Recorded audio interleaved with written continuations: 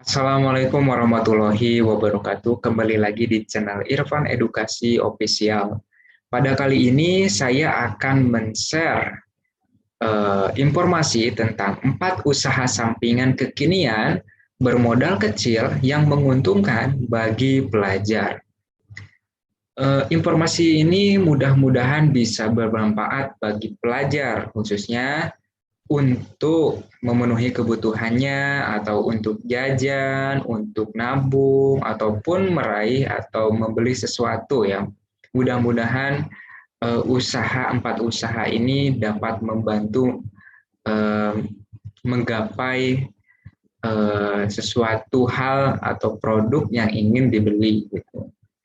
Ataupun nabung gitu untuk jangka panjang seperti itu. Oke, langsung saja ke materinya sebentar.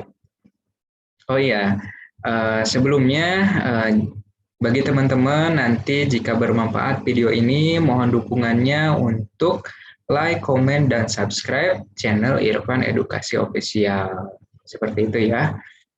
Oke, langsung. Nah, ini dia teman-teman, 4 pokok pembahasan kita atau ide usaha yang bermodalkan kecil bagi dan bisa dijalankan oleh teman-teman yang sedang atau belum bekerja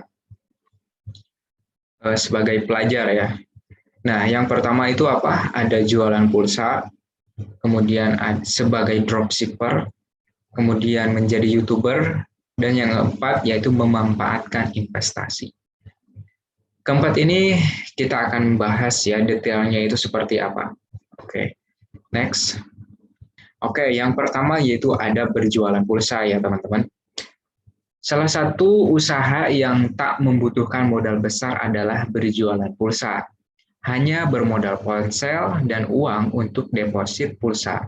Anda sudah dapat berjualan pulsa. Bahkan Anda tak perlu membuka toko atau kios. Anda bisa menawarkan pulsa ke tetangga, teman, atau orang terdekat lainnya. Nah, untuk berjualan pulsa ini, khususnya teman-teman bagi pelajar, ini bisa banget ya menawarkan pulsanya itu ke tetangga, teman sekolah, ataupun orang terdekat teman-teman ya. Bisa banget. Dan bisa juga jualan pulsanya itu dipromosikan lewat sosial media seperti WhatsApp gitu ya, untuk teman-teman sekitar lah. Jadi pembayarannya itu lebih gampang gitu. Kalau jauh susah gitu ya. Agak susah gitu meskipun bisa lewat transfer tapi lebih terjaga kalau teman-teman sekitar seperti teman sekolah ataupun orang terdekat yang lainnya ya. Oke. Kemudian berjualan pulsa ini ada suppliernya teman-teman. Nah, yang ketiga ini nih ada mitra Tokopedia, mitra Shopee, ada mitra Bukalapak. Ini adalah disebutnya itu mitra Tokopedia atau Shopee ataupun Bukalapak adalah mitra marketplace ya. Jadi kita mendownload mitra Tokopedia atau mitra yang lainnya dapat kita download di Play Store ya. Misalkan mau di supplier pulsanya itu mau di Tokopedia aja. Jadi kita ke Play Store, kemudian ketikkan mitra Tokopedia, kemudian download dan daftar. Kemudian teman-teman sudah bisa berjualan pulsa. Gak hanya jualan pulsa sih, teman-teman bisa jualan token listrik, paket data, voucher game, dan yang lainnya. Masih banyak ya teman-teman. Kemudian yang keempat ada join ke konter pulsa. Sama sih, di konter pulsa juga selain kita bisa berjualan pulsa juga bisa berjualan paket data, voucher game, dan lain-lain. Biasanya di tempat sekitar kita ada yang namanya konter pulsa. Jadi kita bisa join sama konter tersebut. Kemudian dari segi modal untuk mitra marketplace, entah itu Tokopedia, Shopee, atau Bukalapak, saya biasanya sih suka di awal ya dulu itu 50.000 ya. Dan dulu juga saya pernah mengalami kegagalan teman-teman, jadi nggak ada yang beli gitu. Jadi mau ditarik lagi uangnya, ternyata bisa teman-teman. Kalau di marketplace, mitra marketplace ya, mau di mitra Tokopedia, mitra Shopee, mitra Bukalapak. Jadi ketika kita sudah mendepositkan pulsa, misalkan yang 50.000, kemudian kita ingin menariknya kembali ke rekening kita, itu bisa ya teman-teman, bisa banget, bisa. Nah, kalau di modal di join ke counter pulsa, mungkin modalnya kita harus lebih besar ya, mungkin di minimal kalau counter pulsa menurut pengetahuan saya itu mungkin sama sih 50.000 sampai 100.000 deh minimalnya. Cuman apa ya, kelebihannya sama sih kayak marketplace, mitra marketplace, harganya relatif murah juga, kemudian ada banyak pilihannya, produk digitalnya ada voucher, paket data, kemudian pulsa, token listrik, dan lain-lain. Sama sih, itu kelebihannya hampir sama. Kelebihannya berarti entah itu mitra marketplace atau join ke counter, harganya relatif murah, banyak pilihannya, dan yang membedakan apa ya, kelebihannya dari mitra sama join ke counter itu di jika kita bermitra dengan marketplace seperti Tokopedia atau Shopee atau Bukalapak, banyak cashback-nya teman-teman, banyak cashback seperti itu, kelebihannya, plusnya itu selain yang tadi ya. Kemudian dari segi kekurangannya, menurut saya mitra marketplace ya, kadang aplikasinya error, itu pun jarang teman-teman, jarang error, kadang-kadang. Jadi ya nggak selalu gitu, itu juga hampir nggak ada lah, soalnya saya nggak paling selama ini satu sampai 2 kali deh yang error itu, dan itu juga mengatasinya itu mudah banget karena sudah ada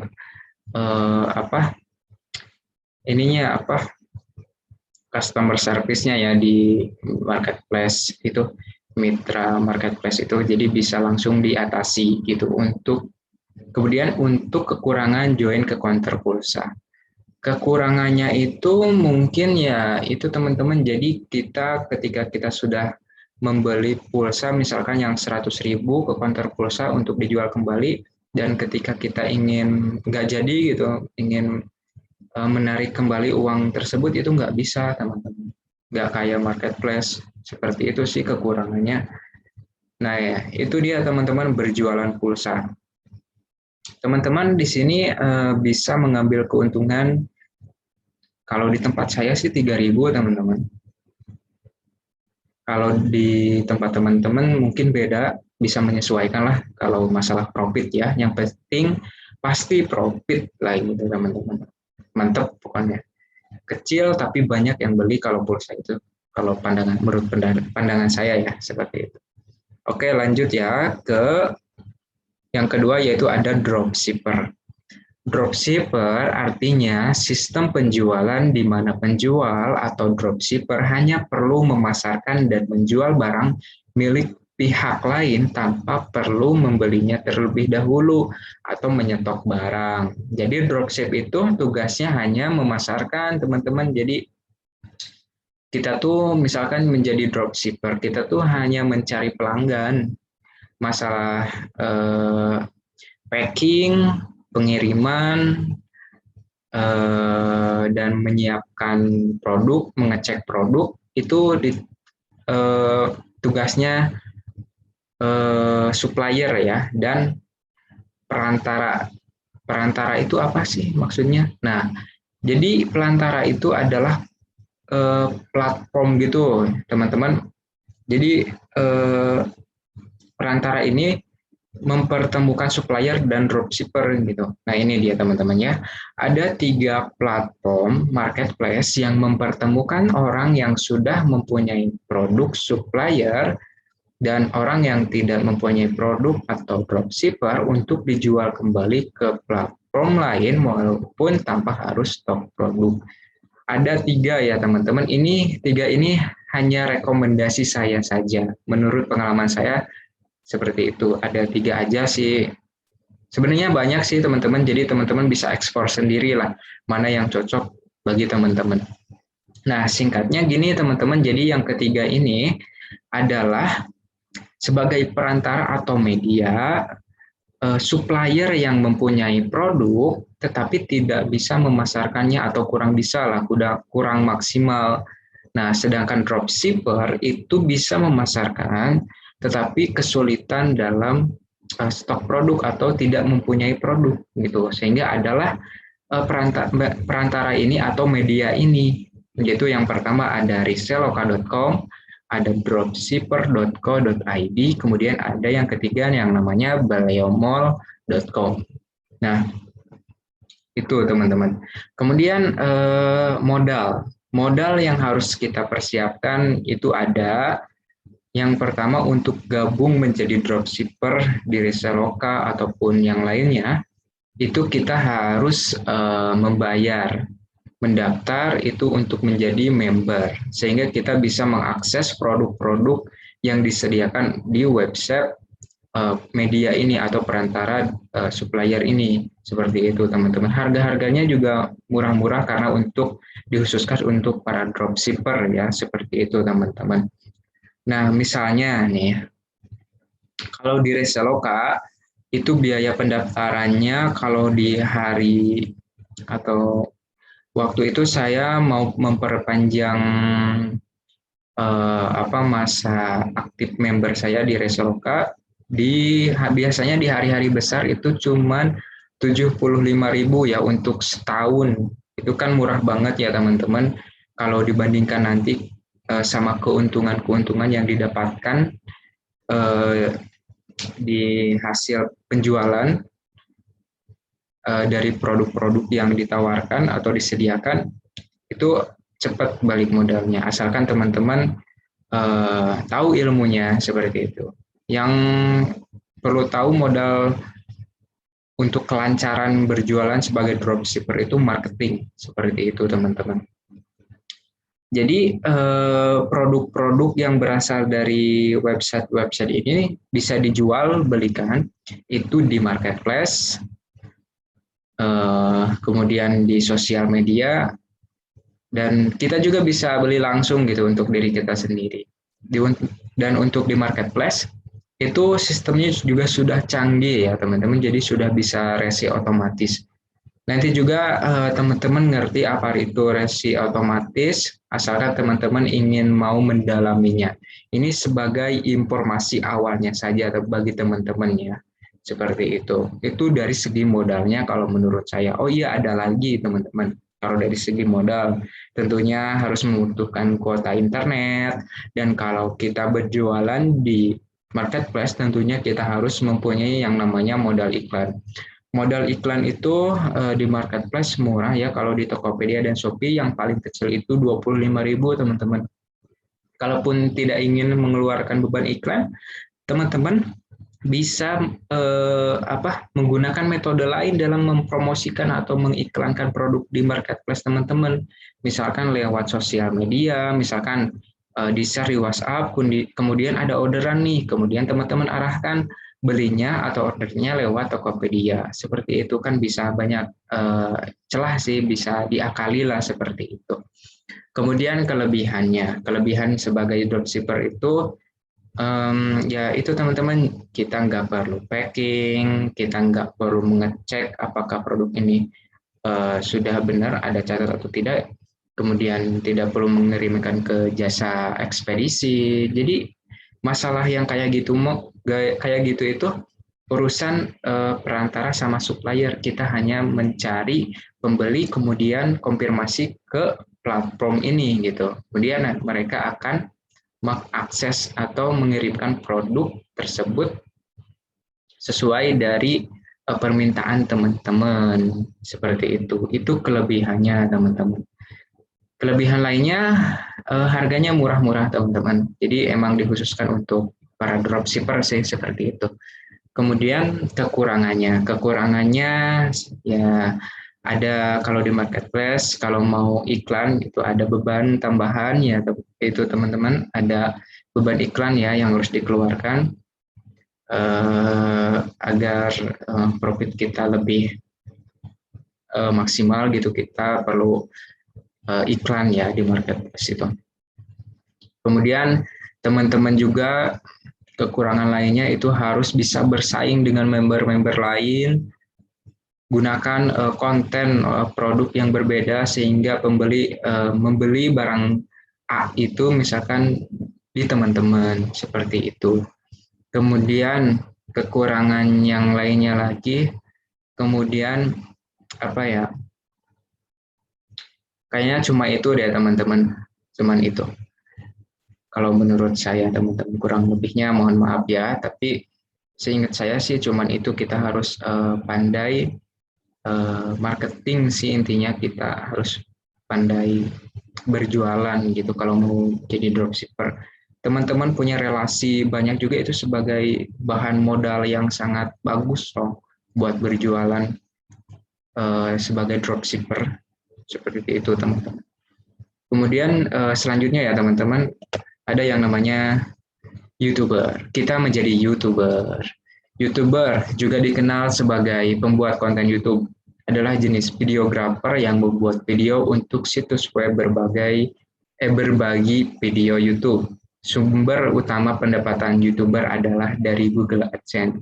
Ingat ya teman-teman, jadi sumber utama pendapatan YouTuber itu adalah dari Google AdSense. Kalau masalah endorse itu adalah bonusnya ya teman-teman, seperti itu. Kemudian ada beberapa hal yang harus diperhatikan dalam menjadi YouTuber. Yang pertama, teman-teman itu harus menentukan topik channel teman-teman itu arahnya kemana, sehingga nanti memunculkan viewer atau target viewer teman-teman itu siapa.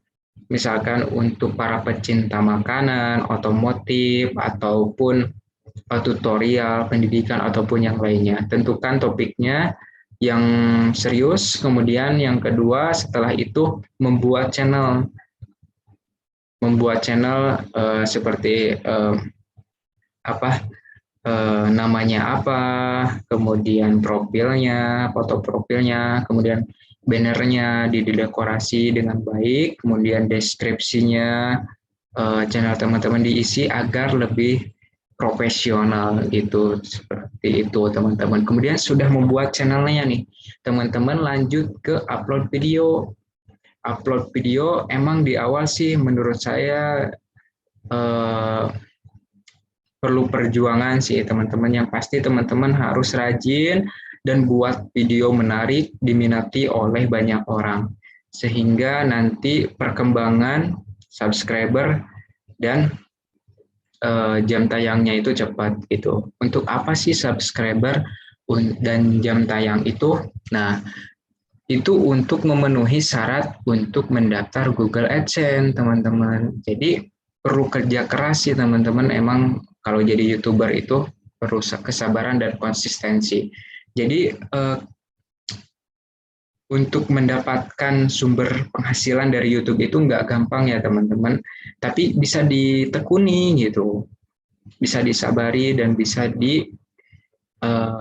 konsisten lah gitu, seperti itu. Nah, syaratnya itu apa? Yang saya tahu, menjadi YouTuber itu dan bisa berpenghasilan itu yang pertama minimal mempunyai 1.000 subscriber. Kemudian yang kedua sudah mempunyai 4.000 jam tayang, seperti itu. Kalau sudah memenuhi itu, teman-teman bisa menaikkan akun channel YouTube teman-teman ke Google AdSense. Nah, setelah di-approve dan disetujui, maka teman-teman bisa menghasilkan uang dari channel YouTube teman-teman tersebut gitu. Kemudian question, modal menjadi YouTuber itu kalau di awal sih nggak terlalu banyak sih.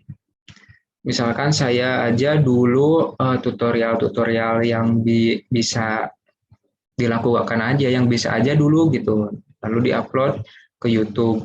Kemudian kuota internet sudah pasti ya, karena ini internet, jaringan internet perlu kuota. itu modalnya. Kemudian modal lainnya kita harus menciptakan konten-konten yang menarik sehingga banyak ditonton oleh banyak orang, seperti itu teman-teman. Kemudian kelebihan jadi YouTuber. Kelebihannya teman-teman ya gini. Kalau misalkan kita upload video nih ya dan berpenghasilan dan menarik, sampai tahun kapanpun video tersebut akan berpenghasilan dengan syarat video tersebut masih ditonton ya, masih diminati oleh banyak orang. Jadi pembuatan konten yang bermanfaat atau diminati dalam jangka panjang itu menurut saya itu salah satu hal yang penting sih gitu. Soalnya itu bisa dijadikan sebagai investasi juga gitu. Passive income lah kalau bahasa kekiniannya sekarang, bisa jadi passive income gitu tanpa perlu kerja keras gitu. Jadi video tersebut akan terus menghasilkan uang asalkan ada yang menonton gitu, seperti itu. Viewer, yang penting ada viewernya itu ya teman-teman. Kemudian kekurangan jadi YouTuber. Kekurangan jadi YouTuber itu menurut saya prosesnya panjang, seperti itu. Kita harus memenuhi syaratnya, yaitu 1000 subscriber, kemudian 4000 jam tayang, kemudian kita baru dapat mengaitkan ke Google AdSense. Seperti itu sih kekurangannya teman-teman. Tapi itu wajar saja teman-teman, karena apa ya, jadi YouTuber itu kalau sukses itu dapat menghasilkan pendapatan yang sangat besar gitu, seperti itu teman-teman. Jadi dapat membantu teman-teman bagi pelajar ya, teman-teman seorang pelajar bisa apa ya teman-teman, buat uang jajan, bisa nabung ataupun yang lainnya, seperti itu teman-teman penghasilannya ya, seperti itu. Kemudian selanjutnya yaitu ada investasi. Investasi yakni suatu kegiatan menanamkan modal baik uang maupun bentuk aset lainnya dengan harapan kelak akan mendapatkan keuntungan setelah kurun waktu tertentu.